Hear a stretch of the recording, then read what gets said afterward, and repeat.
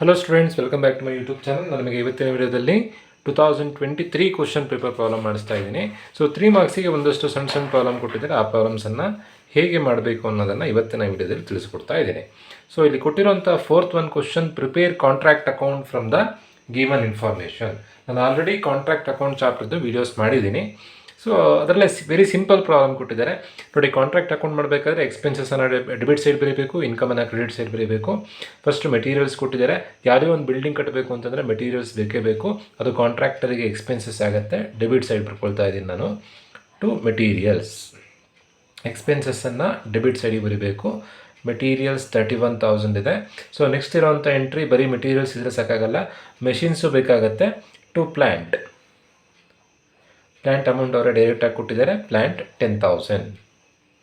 Next direct ಎಕ್ಸ್ಪೆನ್ಸಸ್ಸನ್ನು debit side ಬರೀಬೇಕು. Direct expenses ಕೊಟ್ಟಿರೋವಂಥ ಅಮೌಂಟ್ ಎಷ್ಟಿದೆ ಅಂತಂದರೆ 1,000 ರುಪೀಸ್ ಇದೆ.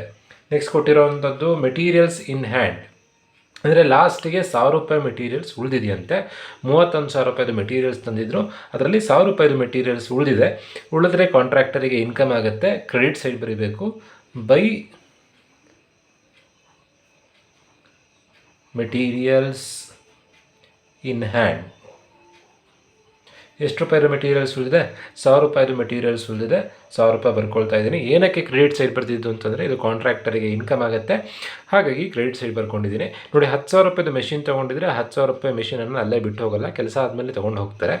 ಸೊ ಲಾಸ್ಟಿಗೆ ಉಳಿಯುವಂಥದ್ದು ಅವ್ರಿಗೆ ಇನ್ಕಮ್ ಆಗುತ್ತೆ. ಪ್ಲ್ಯಾಂಟ್ ಎಟ್ ದ ಎಂಡ್ ಅಂತಂದರೆ ವರ್ಷದ ಕೊನೆಯಲ್ಲಿ ಉಳಿದಿರುವಂಥ ಪ್ಲ್ಯಾಂಟ್ ವ್ಯಾಲ್ಯೂ.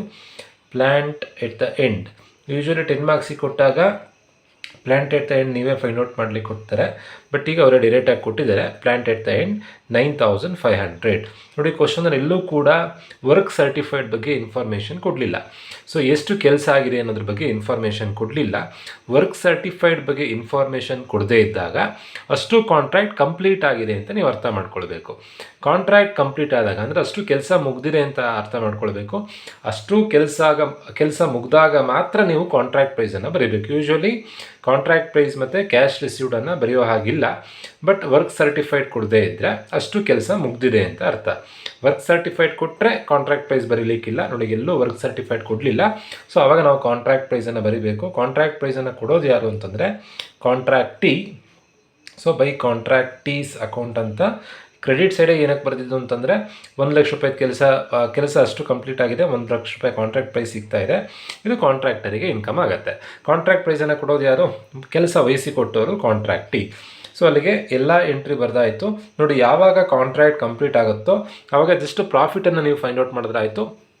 ನಾವು ಯೂಶ್ವಲಿ ಏನು ಮಾಡ್ತಿದ್ವಿ ಅಂತಂದರೆ ಪ್ರಾಫಿಟನ್ನು ಫೈಂಡ್ ಔಟ್ ಮಾಡಿ ನೆಕ್ಸ್ಟ್ ಅಗೇನ್ ಬ್ರಾಡ್ ಡೌನ್ ಮಾಡಿ ಪ್ರಾಫಿಟ್ ಆ್ಯಂಡ್ ಲಾಸ್ ಅಕೌಂಟ್ ಮತ್ತು ರಿಸರ್ವ್ಸಿಗೆ ಡಿಸ್ಟ್ರಿಬ್ಯೂಟ್ ಮಾಡ್ತಾ ಇದ್ವಿ.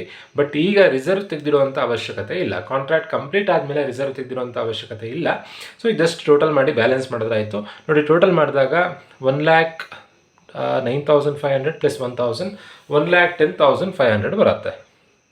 ಕ್ರೆಡಿಟ್ ಸೈಡ್ನಲ್ಲಿ 1,10,500 ಇದೆ. ಅವ್ರಿಗೆ ಆಗಿರೋಂಥ ಖರ್ಚನ್ನು ಲೆಸ್ ಮಾಡಿದ್ರೆ ಪ್ರಾಫಿಟ್ ಸಿಗುತ್ತೆ. ಸೊ ಪ್ರಾಫಿಟ್ ಎಷ್ಟು ಅಂತಂದರೆ 1,10,500 ಕ್ರೆಡಿಟ್ ಸೈಡ್ ಟೋಟಲ್ ಬಂದಿತ್ತು. ಆ 1,10,500 ಡೆಬಿಟ್ ಸೈಡಲ್ಲಿರುವಂಥ ಎಕ್ಸ್ಪೆನ್ಸಸ್ಸನ್ನು ಕಳೆದಾಗ 68,500 ಪ್ರಾಫಿಟ್ ಬರುತ್ತೆ. ಸೊ ಅದಕ್ಕೆ to profit and loss account ಅಂತ ಬರಿತಾ ಇದ್ದೀನಿ. ಏನು ಪ್ರಾಫಿಟ್ ಬರುತ್ತೋ ಅದು profit and loss account. So profit and loss account ಹೇಗೆ ಬಂತು ಅಂತಂದರೆ balancing figure, balance amount. So ಈ ಥರದಲ್ಲಿ ನೀವು ಕಾಂಟ್ರಾಕ್ಟ್ ಕಂಪ್ಲೀಟ್ ಆದಾಗ ನೋಡಿ, ಕಾಂಟ್ರಾಕ್ಟೀಸ್ ಅಕೌಂಟ್ ಯಾವ ಪ್ರಾಬ್ಲಮಲ್ಲೂ ಬರೀಲಿಕ್ಕಿಲ್ಲ. ವರ್ಕ್ ಸರ್ಟಿಫೈಡ್ ಕೊಡದೇ ಇದ್ದಾಗ ಮಾತ್ರ ಕಾಂಟ್ರಾಕ್ಟ್ ಕಂಪ್ಲೀಟ್ ಆಗಿದೆ ಅಂತ ಅಸ್ಯೂಮ್ ಮಾಡಿಕೊಂಡು ಕಾಂಟ್ರಾಕ್ಟ್ ಪ್ರೈಸ್ ಬರೀಬೇಕು. ಯಾವಾಗ ಕಾಂಟ್ರಾಕ್ಟ್ ಕಂಪ್ಲೀಟ್ ಆಗಿರುತ್ತೋ ನೀವು ನೋಷನಲ್ ಪ್ರಾಫಿಟನ್ನು ಬರೀಲಿಕ್ಕಿಲ್ಲ, ಬರೋ ಬ್ಯಾಲೆನ್ಸಿಗೆ P&L ಅಕೌಂಟನ್ನು ಬರೀಬೇಕು. ಕಾಂಟ್ರಾಕ್ಟ್ ಕಂಪ್ಲೀಟ್ ಆದಾಗ ರಿಸರ್ವ್ ತೆಗೆದಿರುವಂಥ ಅವಶ್ಯಕತೆ ಇರಲ್ಲ. ಇನ್ಕಂಪ್ಲೀಟ್ ಇದ್ದರೆ ಮಾತ್ರ ಮುಂದಿನ ವರ್ಷದಲ್ಲಿ ಲಾಸ್ ಏನಾದರೂ ಆದರೆ ಅಥವಾ ಏನಕ್ಕಾದರೂ ಪ್ರಾಫಿಟ್ ಬೇಕಾಗುತ್ತೆ ಅಂತ ಹೇಳಿ ರಿಟೈನ್ ಮಾಡ್ಕೊಳ್ಬೇಕು. ಕಾಂಟ್ರಾಕ್ಟ್ ಕಂಪ್ಲೀಟ್ ಆದಾಗ ನೀವು ರಿಸರ್ವ್ಸನ್ನು ತೆಗೆದಿರುವಂಥ ಅವಶ್ಯಕತೆ ಇರಲ್ಲ. ಸೊ ಸಿಂಪಲ್ ಪ್ರಾಬ್ಲಮ್ ಈ ಥರದಲ್ಲಿ ಫೋರ್ತ್ ಒನ್ ಪ್ರಾಬ್ಲಮ್ ಮಾಡಬೇಕು. ಫಿಫ್ತ್ ಒನ್ ಏನು ಫೈಂಡ್ ಔಟ್ ಮಾಡಲಿಕ್ಕೆ ಕೊಟ್ಟಿದ್ದಾರೆ ಅಂತಂದರೆ PV ರೇಷಿಯೋ ಮತ್ತು BEP ಫೈಂಡ್ ಔಟ್ ಮಾಡಲಿಕ್ಕೆ ಕೊಟ್ಟಿದ್ದಾರೆ. ಕಂಪನಿಯ ಟೋಟಲ್ ಸೇಲ್ಸ್ ಕೊಟ್ಟಿದ್ದಾರೆ. ಟೋಟಲ್ ಆಗಿ 3,60,000 ರೂಪಾಯಿ ಸೇಲ್ಸ್ ಆಗಿದೆ. ದೆನ್ ಯೂನಿಟ್ ಸೆಲ್ಲಿಂಗ್ ಪ್ರೈಸ್ ಕೊಟ್ಟಿದ್ದಾರೆ. ವೇರಿಯಬಲ್ ಕಾಸ್ಟ್ ಪರ್ ಯೂನಿಟ್ ಕೊಟ್ಟಿದ್ದಾರೆ. ಫಿಕ್ಸ್ಡ್ ಕಾಸ್ಟ್ ಕೊಟ್ಟಿದ್ದಾರೆ. ಸೊ PV ರೇಷಿಯೋ ಫಾರ್ಮುಲಾ ಏನು ಅಂತಂದರೆ ಇಲ್ಲಿ ಕೊಟ್ಟಿರುವಂಥ ಡೀಟೇಲ್ಸಿಗೆ ಸೂಟೇಬಲ್ ಆಗುವಂಥ formula sales minus variable cost divided by sales into 100. ಇದೇ ಸೆಲ್ಲಿಂಗ್ ಪ್ರೈಸ್ ಪರ್ ಯೂನಿಟ್, ಒಂದು ಯೂನಿಟಿನ ಬೆಲೆ ಕೊಟ್ಟಿದ್ದಾರೆ. ಟೋಟಲ್ ಸೇಲ್ಸ್ ಕೊಟ್ಟಿದ್ದಾರೆ, ಬಟ್ ಟೋಟಲ್ ವೇರಿಯಬಲ್ ಕಾಸ್ಟ್ ಕೊಡಲಿಲ್ಲ. ಸೊ ನಾವು ಇಲ್ಲಿರೋಂಥ ಪರ್ ಯೂನಿಟಿಗೆ ಬೇಕಾದರೂ ನೀವು ಫೈಂಡ್ ಔಟ್ ಮಾಡ್ಕೊಳ್ಬೋದು, ಟೋಟಲ್ ಬೇಕಾದರೂ ಫೈಂಡ್ ಔಟ್ ಮಾಡ್ಕೊಳ್ಬೋದು. ಟೋಟಲ್ ಫೈಂಡ್ ಔಟ್ ಮಾಡೋದು ಹೇಗೆ ಅಂತಂದರೆ ನೋಡಿ, ಟೋಟಲ್ ಆಗಿ 3,60,000 ರೂಪಾಯಿ ಸೇಲ್ಸ್ ಇದೆ. ಒಂದು ಯೂನಿಟಿನ ಬೆಲೆ 100 ರೂಪಾಯಿ ಇದೆ. ಸೊ ಡಿವೈಡ್ ಮಾಡಿದಾಗ ನಂಬರ್ ಆಫ್ ಯೂನಿಟ್ ಸಿಗುತ್ತೆ. ಸೊ ನಂಬರ್ ಆಫ್ ಯೂನಿಟ್ಸ್ ಎಷ್ಟು ಅಂತಂದರೆ, ಈಗ ನಂಬರ್ ಆಫ್ ಯೂನಿಟ್ಸ್ ಹೇಗೆ ಫೈಂಡ್ ಔಟ್ ಮಾಡೋದು, 3,60,000 ಡಿವೈಡೆಡ್ ಬೈ 100 ಮಾಡಿದಾಗ 3,600 ಯೂನಿಟ್ಸ್ ಬರುತ್ತೆ. 3,600 ಯೂನಿಟ್ಸ್.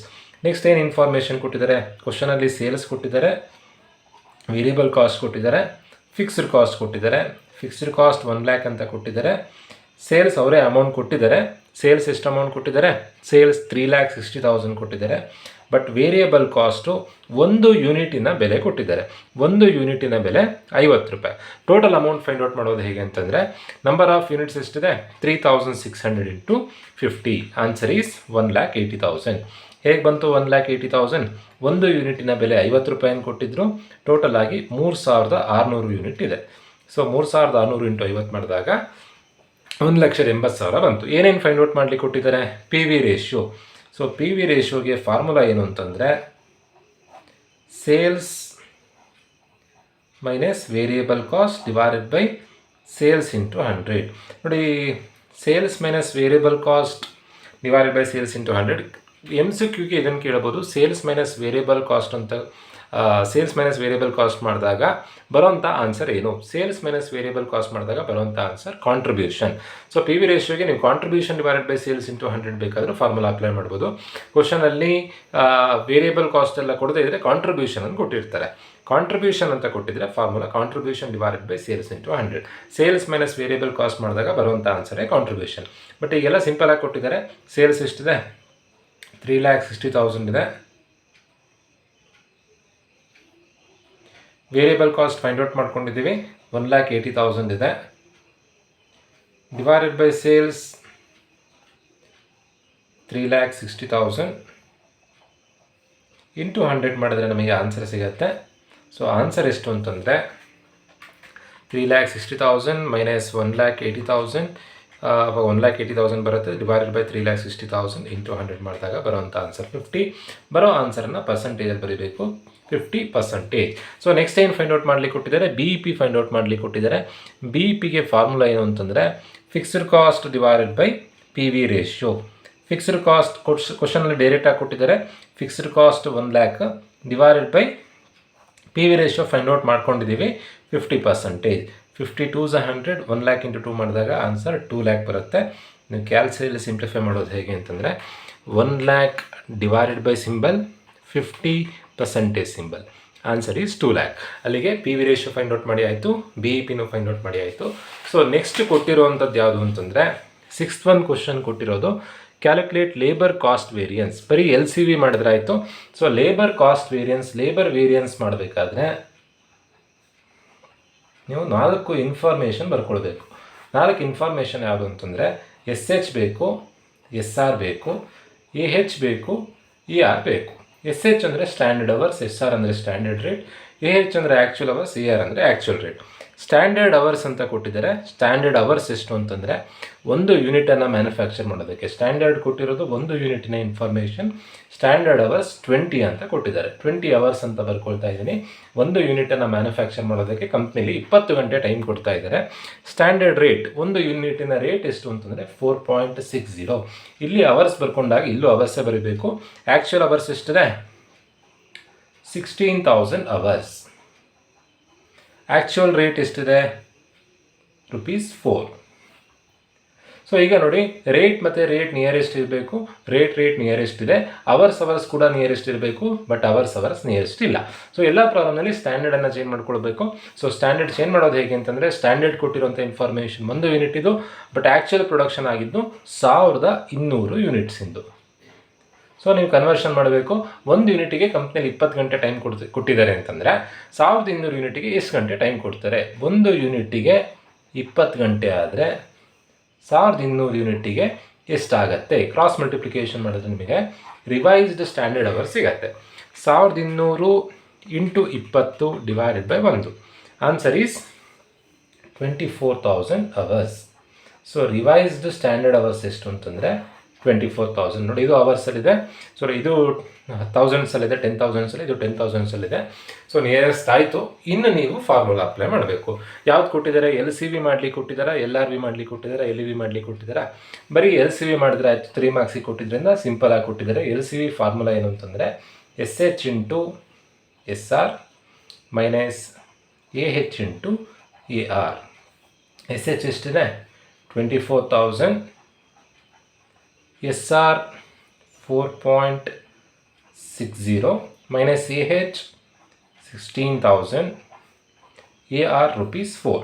ಮಲ್ಟಿಪ್ಲೈ ಮಾಡಿದಾಗ 24,000 ಇಂಟು 4.60 ಮಾಡಿದಾಗ ಬರುವಂಥ ಆನ್ಸರ್ 1,10,400 ಮೈನಸ್ 16,000 ಇಂಟು 4 ಮಾಡಿದಾಗ ಬರುವಂಥ ಆನ್ಸರ್ 64,000.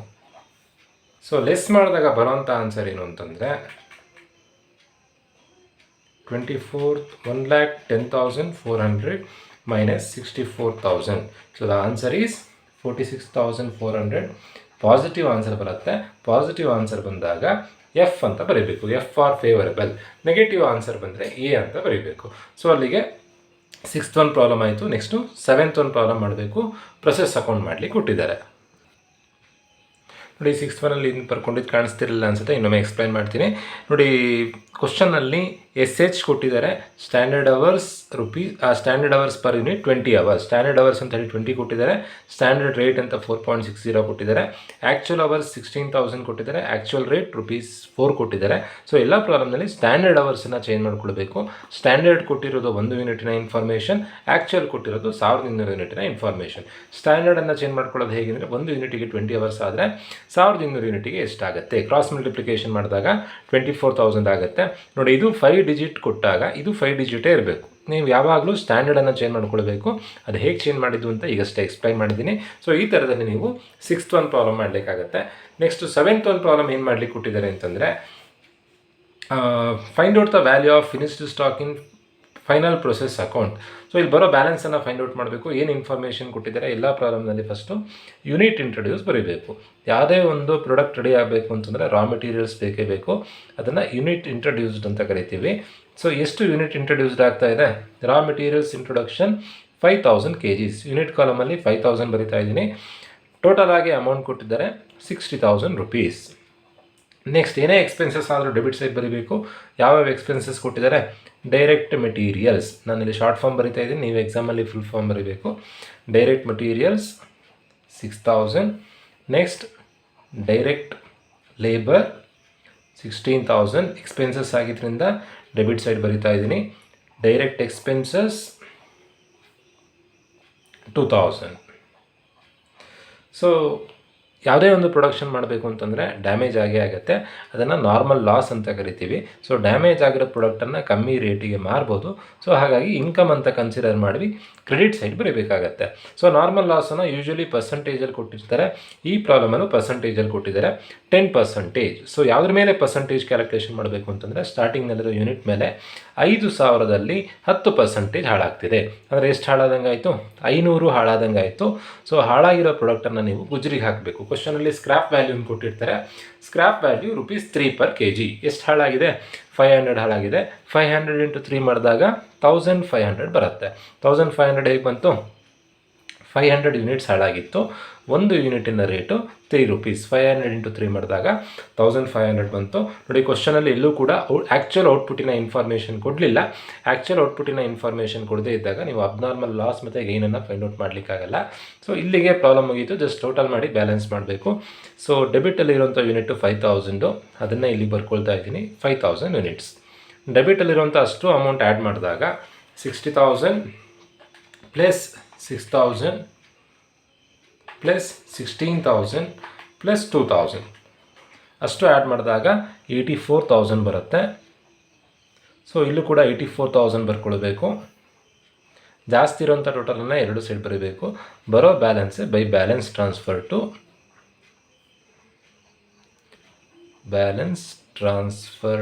ಟು ಫಿನಿಶ್ಡ್ ಸ್ಟಾಕ್ ಅಥವಾ ಫಿನಿಶ್ಡ್ ಗೂಡ್ಸ್. ಬ್ಯಾಲೆನ್ಸ್ ಎಷ್ಟು ಬರುತ್ತೆ? 5,000ಇಂದ 500 ಲೆಸ್ ಮಾಡಿದಾಗ 4,500 ಆಗುತ್ತೆ. ದೆನ್ 84,000ಇಂದ 1500 ಲೆಸ್ ಮಾಡಿದ್ರೆ 82,500 ಆಗುತ್ತೆ.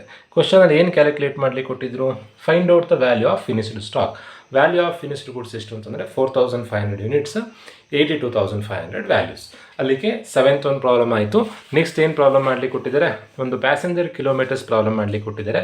Very simple problem. ಕ್ವಶನ್ ಏನಿದೆ ಅಂತಂದರೆ, a bus runs between Mysuru to Bengaluru for 30 days in a month covering a distance of 150 kilometers apart. Normal capacity of bus is 60 passengers. It is generally fully capacity. Calculate total passenger kilometers.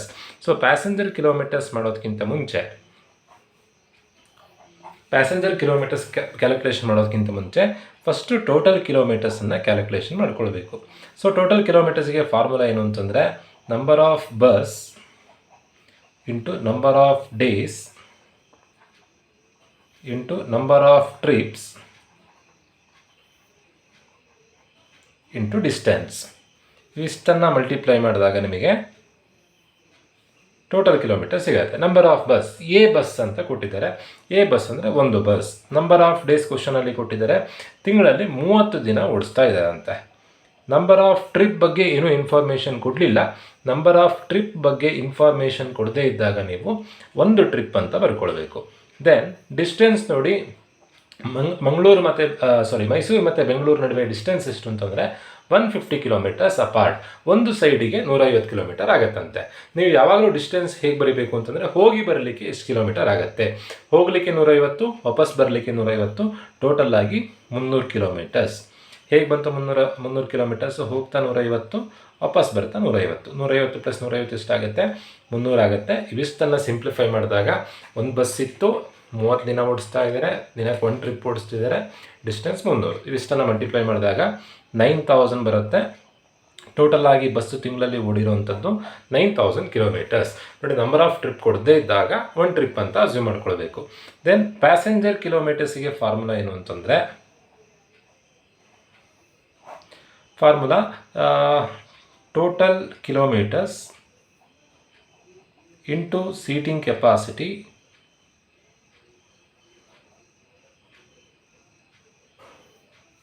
Into capacity occupied. So ಈ formula apply ಮಾಡಿದಾಗ ನಿಮಗೆ passenger ಕಿಲೋಮೀಟರ್ಸ್ಗೆ answer ಸಿಗುತ್ತೆ. Total kilometres ಅಂದರೆ first ಬಂದಿರೋಂಥ answer 9000 kilometres. ಬಸ್ಸಲ್ಲಿ ಎಷ್ಟು ಜನ ಕೂರ್ಬೋದು ಅಂತಂದರೆ 60 ಜನ ಕೂರ್ಬೋದು ಅಂತ ಕೊಟ್ಟಿದ್ದಾರೆ. ಸೀಟಿಂಗ್ ಕೆಪಾಸಿಟಿ 60 ಅಂತ ಕೊಟ್ಟಿದ್ದಾರೆ. ಕೆಪಾಸಿಟಿ ಅಕ್ಯುಪೈಡ್ ಈಗ ಎಷ್ಟು ಜನ ಕೂತಿದ್ದಾರೆ ಅಂತಂದರೆ, ಬಸ್ಸಲ್ಲಿ ಫುಲ್ ಕೆಪಾಸಿಟಿ ಅಂತ ಕೊಟ್ಟಿದ್ದಾರೆ. ಫುಲ್ ಅಂತಂದರೆ ಬಸ್ ಫುಲ್ ಇತ್ತು 100%. So the answer is 9000 into 60 into 100%. Answer is 5,40,000 kilometers. ಎಲ್ಲ ಪ್ಯಾಸೆಂಜರ್ ಸೇರಿಸಿ 5,40,000 ಕಿಲೋಮೀಟರ್ ಹೋದಂಗಾಯಿತು. ಸೊ ಈ ಥರದಲ್ಲಿ ನೀವು ಪ್ರಾಬ್ಲಮ್ ಮಾಡಬೇಕಾಗತ್ತೆ. ದೆನ್ 5 ಮಾರ್ಕ್ಸಿಗೆ ಕೊಟ್ಟಿರುವಂಥ ಪ್ರಾಬ್ಲಮ್ ಏನು ಕೊಟ್ಟಿದ್ದಾರೆ ಅಂತಂದರೆ, ನೋಡಿ 5 ಮಾರ್ಕ್ಸ್ನಲ್ಲಿ ಒಂದು ಪ್ರೊಸೆಸ್ ಅಕೌಂಟ್ ಪ್ರಾಬ್ಲಮ್ ಕೊಟ್ಟಿದ್ದಾರೆ. ಸೊ ಸೇಮ್ ಪ್ರಾಬ್ಲಮನ್ನು ನಾನು ನಿಮಗೆ ಪ್ರೊಸೆಸ್ ಅಕೌಂಟ್ ಫಸ್ಟ್ ಪ್ರಾಬ್ಲಮೇ ಇದೇ ಪ್ರಾಬ್ಲಮೇ ಮಾಡಿಸಿರೋದು. ಸ್ವಲ್ಪ ವ್ಯಾಲ್ಯೂಸ್ ಮೋಸ್ಟ್ಲಿ 1200, 2380 ಇದೆ, ಮತ್ತು ಉಳಿದಿದ್ದೆಲ್ಲ ಸೇಮ್ ಇದೆ. ನೆಕ್ಸ್ಟ್ ಏನು ಇನ್ಫಾರ್ಮೇಷನ್ ಕೊಟ್ಟಿದ್ದಾರೆ ಅಂತಂದರೆ, cost per passenger kilometres. Passenger kilometres ಹೇಗೆ ಕ್ಯಾಲ್ಕುಲೇಷನ್ ಮಾಡಬೇಕು ಅಂತ ಈಗ ತಾನೇ ತಿಳಿಸಿದ್ದೆ. ಇದೇ ಥರನೇ ಒಂದು ಪ್ರಾಬ್ಲಮ್ ಕೊಟ್ಟಿದ್ದಾರೆ. ಕಾಸ್ಟ್ ಕ್ಯಾಲ್ಕುಲೇಷನ್ ಮಾಡೋದು ಹೇಗೆ ಅಂತಂದರೆ, ನೋಡಿ, ಕಂಪನಿಯ ಬಸ್ಸಿಗೆ ಆಗುವಂಥ ಎಕ್ಸ್ಪೆನ್ಸಸ್ ಕೊಟ್ಟಿರ್ತಾರೆ.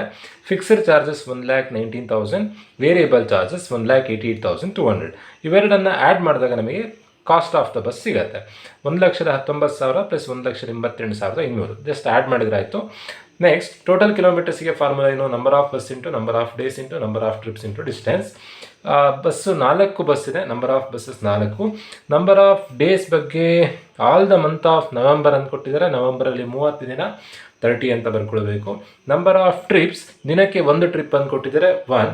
ಡಿಸ್ಟೆನ್ಸ್ ಎಷ್ಟೊಂದು ಕೊಟ್ಟಿದ್ದಾರೆ ಅಂತಂದರೆ, 2 ಸಿಟಿಗಳ ನಡುವೆ ಬಸ್ ಓಡಾಡ್ತಾ ಇದೆ, 40 ಕಿಲೋಮೀಟರ್ಸ್ ಅಪಾರ್ಟ್. ಹೋಗ್ತಾ 40, ವಾಪಸ್ ಬರ್ತಾ 40, 80 ಕಿಲೋಮೀಟರ್ ಬರ್ಕೊಳ್ಬೇಕು. ಸೊ ಅಲ್ಲಿಗೆ ನಿಮಗೆ ಟೋಟಲ್ ಕಿಲೋಮೀಟರ್ ಸಿಗುತ್ತೆ.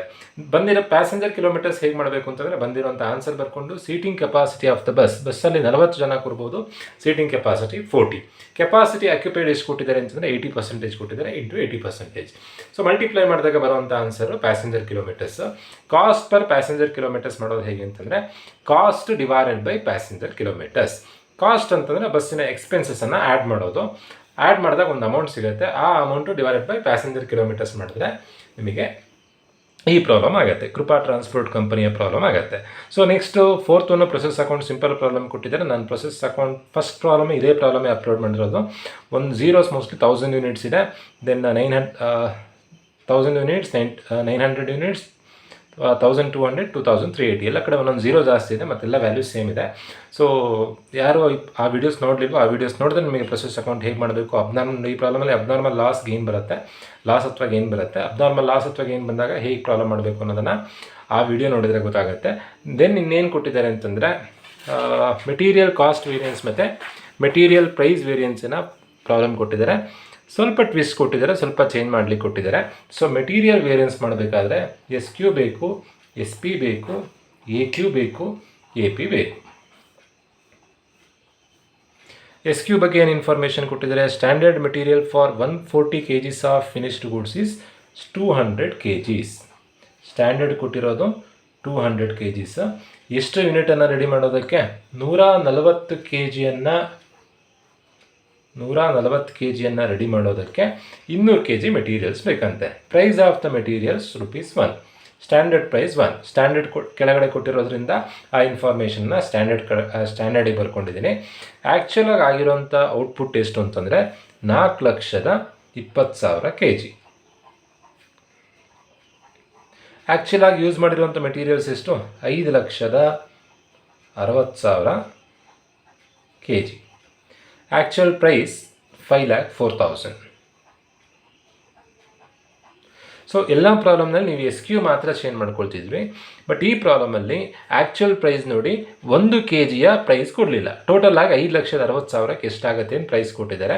1 kg ನೀವೇ ಫೈಂಡ್ ಔಟ್ ಮಾಡ್ಕೊಳ್ಬೇಕು. ಹೇಗೆ ಫೈಂಡ್ ಔಟ್ ಮಾಡೋದು ಅಂತಂದರೆ 1 kg 5,60,000 kgಯ ಅಮೌಂಟ್ ಕೊಟ್ಟಿದ್ದಾರೆ.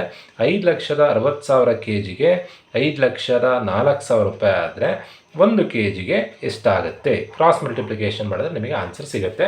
ಸೊ 1 × 5,04,000 ಡಿವೈಡೆಡ್ ಬೈ 5,60,000 0.9 ಸಿಗುತ್ತೆ. ರಿವೈಸ್ಡ್ AP ಆ್ಯಕ್ಚುಯಲ್ ಪ್ರೈಸ್ ಎಷ್ಟು ಅಂತಂದರೆ 0.90. ಈಗ ಪ್ರೈಸ್ ಮತ್ತು ಪ್ರೈಸ್ ನಿಯರೆಸ್ಟ್ ವ್ಯಾಲ್ಯೂ ಆಯಿತು. ಕ್ವಾಂಟಿಟಿ ನಿಯರೆಸ್ಟ್ ವ್ಯಾಲ್ಯೂ ಆಗಬೇಕು. ಕ್ವಾಂಟಿಟಿ ನೋಡಿ SQ 200 kgs ಕೊಟ್ಟಿದ್ದಾರೆ, AQ 5,60,000 kgs ಕೊಟ್ಟಿದ್ದಾರೆ. ಸೊ ಎಲ್ಲ ಪ್ರಾಬ್ಲಮಲ್ಲಿ SQ ಚೇಂಜ್ ಮಾಡ್ಕೊಳ್ಬೇಕು. ಚೇಂಜ್ ಮಾಡ್ಕೊಳ್ಳೋದು ಹೇಗೆ ಅಂತಂದರೆ ಸ್ಟ್ಯಾಂಡರ್ಡ್ ಕೊಟ್ಟಿರೋದು 140 kg ಇನ್ಫಾರ್ಮೇಷನ್, ಆ್ಯಕ್ಚುಯಲ್ ಕೊಟ್ಟಿರೋದು 4,20,000 kg ಇನ್ಫಾರ್ಮೇಷನ್. ಕನ್ವರ್ಷನ್ ಮಾಡ್ಕೊಳ್ಳೋದು ಹೇಗೆ ಅಂತಂದರೆ 140 kgಗೆ 140 kg ಫೈನಲ್ ಪ್ರಾಡಕ್ಟನ್ನು ರೆಡಿ ಮಾಡೋದಕ್ಕೆ 200 kg ಮೆಟೀರಿಯಲ್ಸ್ ಬೇಕಂತೆ. ಹಾಗಾದರೆ 4,20,000 kg ಮೆಟೀರಿಯಲ್ಸನ್ನು ರೆಡಿ ಮಾಡೋದಕ್ಕೆ ಎಷ್ಟು kg ಮೆಟೀರಿಯಲ್ಸ್, ಸ್ಟ್ಯಾಂಡರ್ಡ್ ಮೆಟೀರಿಯಲ್ಸ್ ಬೇಕಾಗತ್ತೆ? 4,20,000 × 200 ಡಿವೈಡೆಡ್ ಬೈ 140. ಆನ್ಸರ್ 6 lakh ಆಗತ್ತೆ. So SQ 6 lakh, SP 1, AQ 5,60,000, AP 1. So ಇವಿಷ್ಟು ಕನ್ವರ್ಷನ್ ಮಾಡ್ಕೊಳ್ಳೋಂಥದ್ದೇ ವೆರಿ ಇಂಪಾರ್ಟೆಂಟ್. ಕನ್ವರ್ಷನ್ ಹೇಗೆ ಅನ್ನೋದನ್ನು ಹೇಳಿದ್ದೀನಿ. ಇನ್ನು ಫಾರ್ಮುಲಾ ಅಪ್ಲೈ ಮಾಡಿದ್ರೆ ಆಯಿತು. ಸೊ ಫಾರ್ಮುಲಾ ಏನು ಅನ್ನೋದನ್ನೆಲ್ಲ ನಾನು ನಿಮಗೆ ಮೆಟೀರಿಯಲ್ ವೇರಿಯನ್ಸಿಂದ ಒಂದು ಚಾಪ್ಟರ್ದು ವೀಡಿಯೋಸ್ ಎಲ್ಲ ಅಪ್ಲೋಡ್ ಮಾಡಿದ್ದೆ, ಅದನ್ನು ನೋಡಿಕೊಂಡ್ರೆ ನಿಮಗೆ ಗೊತ್ತಾಗುತ್ತೆ. ಸೊ ಈ ಥರದಲ್ಲೇ ನೀವು ಕ್ವಶನ್ ಪೇಪರ್ ಪ್ರಾಬ್ಲಮ್ ಮಾಡಬೇಕಾಗತ್ತೆ. ಕ್ವಶನ್ ಪೇಪರ್ ನೋಡಿ ಸಿಂಪಲ್ ಪ್ರಾಬ್ಲಮ್ ಕೊಟ್ಟಿದ್ದಾರೆ. 5 ಮಾರ್ಕ್ಸಿಗೆ ಮೆಟೀರಿಯಲ್ ವೇರಿಯನ್ಸ್ ಮಾತ್ರ ಸ್ವಲ್ಪ ಟ್ವಿಸ್ಟ್ ಕೊಟ್ಟಿದ್ದಾರೆ, ಉಳಿದೆಲ್ಲದು ಈಸಿ ಇದೆ. ಎಲ್ಲರೂ ಎಕ್ಸಾಮ್ ಚೆನ್ನಾಗಿ ಮಾಡಿ, ಚೆನ್ನಾಗಿ ಓದಿ, ಚೆನ್ನಾಗಿ ಪ್ರಿಪೇರ್ ಆಗಿ. ಎಲ್ರಿಗೂ ವಿಡಿಯೋ ಅರ್ಥ ಆಗಿದೆ ಅಂತ ಅಂದ್ಕೊಳ್ತಾ ಇದಕ್ಕೆ ವಿಡಿಯೋ ಮುಗಿಸ್ತಾ ಇದ್ದೀನಿ. Thank you.